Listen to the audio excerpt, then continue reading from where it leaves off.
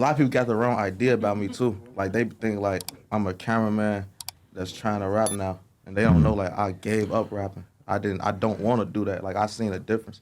We don't really need to do like the basic stuff because if that's you what watch his old interview, it's kind of got like down. the basic storyline, and so I feel like, I mean, we'll just jump in the middle of it. 16 guys, 6 closer to Yeah, can you get a little bit closer there?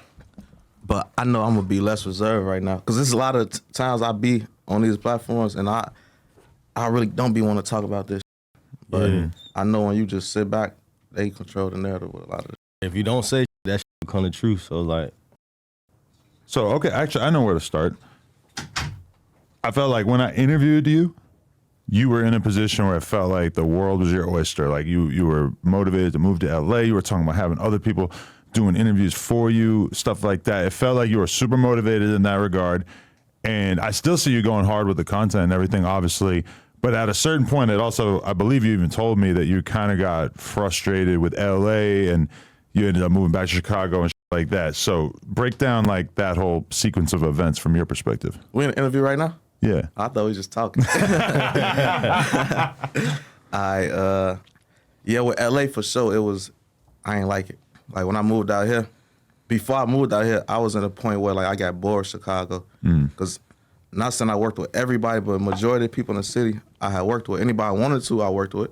Besides like people that moved, like Dirk, Chief Keef, her, like that. Right. So I lost what I had before. Like before, every day when I woke up, it was a new thing on my mind, like a new thing to do, a new piece of work to do, a new person to work with. And then it got to the point like it's repetitive. It's like, damn, I'm not enjoying this no more. Like the money is cool and it's constant, but the growth I was saying before is not the same. It's not like a new growth. It's just constant money. And I wanted to grow. So coming here, I knew coming here was like not gonna be a walk in the park. I knew like I'm going from being a shark in the water to a fish in a pond type. So it's like I knew it was gonna have to build up, but I ain't gonna lie, I got comfortable. Like I was seeing so much money, even when I'm not doing shit. I could probably count on one hand how many interviews I did in a year living out here. I ain't know people for one, and I was in a position where it's like I wasn't around people who I normally would be around. You know, it's like, don't get me wrong, everybody was around, they cool, I f with them, but like, it's more so we around each other because we all from Chicago and we here.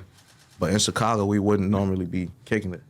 So when I started having issues and people started doing weird, dropping my locations, it had me in a weird position. I couldn't really trust who I was around. There's some depression that comes with moving to LA because it's like this thing that everybody thinks about throughout their life is like, damn, if I really am going to make it, I'm going to move to LA. And then I notice it with a lot of people where they move out here and it's like, you're at home, you're around your friends and your family and people you went to high school with and you got real close, meaningful relationships with, and then people move out to LA and it takes time to like make friendships / this is kind of like one of the fakest places on earth in terms of like everybody who wants to make it in entertainment or YouTube or social media, whatever, they all come here. And a lot of people kind of have to go through this hump of like just getting used to being out here, being away from your friends and your family and all that you're used to, and also just the competitiveness and the pettiness. And I mean, I've seen it happen to a lot of people in a lot of different ways, including myself. When I first moved out here, I had like a weird 6 months before I like got into a groove of really like, you know, because it's like you're starting from scratch. You don't got even just that. It's tough to deal with. I don't regret coming here though, because I could say I learned a lot. Like maybe what I wasn't doing work wise, I never stopped doing research or like educating myself. Like even the situation when the shit with me and Flacco coming here, I seen how like y'all handled that and how y'all put it out and how y'all capitalized off of it. And I never used to do those type of things. I never thought that way. So I would never think, take this big situation and talk about it and have other people talk about it and repost it and do this. So I would just do the interview, it go viral, go to the next. So like I learned like the content. Because how many interviews had you even done before like the Cairo thing? Because it felt, obviously the Cairo thing was kind of like the thing that just shot you through the roof, or like if anyone didn't know about you, all of a sudden, boom, they knew about you. And it's hard to like recapture that kind of magic, you know? 'Cause there's only so many of those stories to be told. When you say how many interviews I've done before, you mean like you had been doing it for a long time. Because like I didn't even know. I think when I interviewed you that you did Vaughn's first interview, which I should have known. I probably saw it back in the day before I interviewed him. But like you know, it's like you had kind of just been like doing cool on YouTube, and then that was like your first like insane spike, right? Yeah, like I ain't gonna lie, like I didn't have interviews that I was every video was averaging like 100,000 or more type. It was like it was cool, but I never had an interview that like had 9 million views total within a few days of it dropping, or like I dropped multiple clips and they all hit 100,000 that same day. It's just like that was different, but my start was, I don't know, like compared to probably like what you used to, it might not be the same, but like compared to what I'm used to, where I'm coming from, my start was strong because my first interview did well. My third one was Vaughn. Damn, that's crazy. So it's like the start was just there. Like I don't even know how to build a YouTube channel, if that makes sense, because I didn't have to really have that slow grind. So like if I do have a slow moment, it's kind of a little harder to deal with because I never had slow moments. But I feel like when you started doing those interviews, it was kind of like a weirdly quiet period in terms of media in Chicago. Whereas now it feels like there's a lot of people trying to figure out how they're going to make a bag, either talking about the culture or talking to rappers or talking to gang members or whatever. Like, but when you kind of popped up, it was sort of like there hadn't been somebody who really like fully inhabited that Zach TV role for a while there. Yeah, I feel like, well, I don't feel, I know to be humble, but I do know I inspired a lot of people to do this. And a lot of people told me or tell me. And I think what made it like real saturated is like people seeing what it did for me. Because a lot of, I showed, you know, I showed the lifestyle, I showed the jewelry, I showed how I was living, and people seen that like, oh, damn, there's money in this. Because if I would have knew that, I would have did this years ago. Like, when Zach was doing it, I would have did it, but I never thought like, oh, Zach making money or he running it up. I just seen content. I didn't care to do it.